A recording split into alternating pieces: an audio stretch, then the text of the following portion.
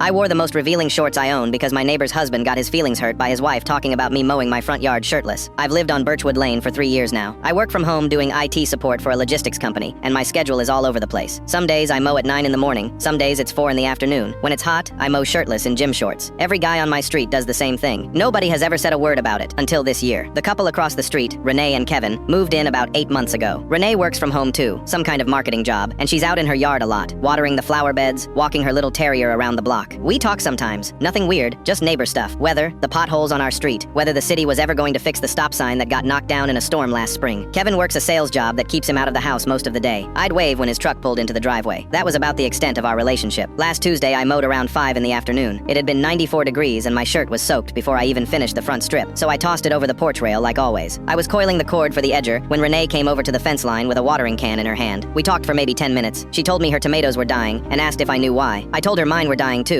and we laughed about it. Kevin's truck pulled in a few minutes later. I said hey, he gave a small nod, and Renee kept chatting about her tomatoes for another minute or two before he headed inside. Nothing about it felt different from any other day on that street. Around 9 that night, I got a message request on Instagram from an account I didn't recognize. It was Kevin. I still don't know how he found my profile, since I've never given him my number or added him anywhere. The message was long, close to 400 words, and the point of it was that I needed to be more respectful and stop putting on a show while his wife was outside. He said it was inappropriate for a grown man to be shirtless where a married woman could see him, that I was making things uncomfortable in his marriage, and that I needed to start wearing a shirt when I mowed my own front yard. I read it twice to make sure I wasn't misreading him. I wasn't. I wrote back one line, telling him I mow my own lawn in my own yard the same way I have for 3 years, and if he had a problem with his wife talking to the neighbors, that was between him and his wife. Then I told him to stop being insecure and blocked him. I figured that would be the end of it. It kind of was, since he never messaged again, but I couldn't stop thinking about how strange the whole thing was. A grown man sat down, typed out a paragraph about my shorts, and hit send, like I was the one causing a problem. Renee never brought it up, and I didn't mention it to her either. That wasn't a mess I needed to hand her. Saturday morning, the grass needed cutting again, that fast-growing kind that gets away from you in July. I went through my dresser and found a pair of shorts I'd bought 2 summers ago for a pool party, the kind that ride up higher than anything I'd normally wear outside, bright red with a white stripe down each side. I'd worn them exactly once, felt ridiculous, and shoved them to the back of the drawer. That morning they felt exactly right. I put them on, skipped the shirt like always, and mowed my front yard at 10 a.m. on a Saturday, prime time for every neighbor on the street to be out doing yard work of their own. I took my time. I did the trim work along the sidewalk with the string trimmer, swept the clippings off the driveway, then stood by the mailbox checking it for a solid 2 minutes longer than it needed. Renee was out front planting something in a pot by her steps. She looked over, did a double take at the shorts, and bit back a laugh before waving. I waved back like it was any other Saturday. Kevin's truck sat in the driveway the whole time. I watched the blinds in their front window move twice. He never came outside, and he never said a word to me directly, then or since. But 3 days later, a landscaping crew showed up at his house and put in a 6-foot privacy fence along the side of his yard facing mine, the side that used to have a clear view of my driveway. I still mow shirtless whenever I feel like it. Those red shorts live in the front of the drawer now, right where I can reach them.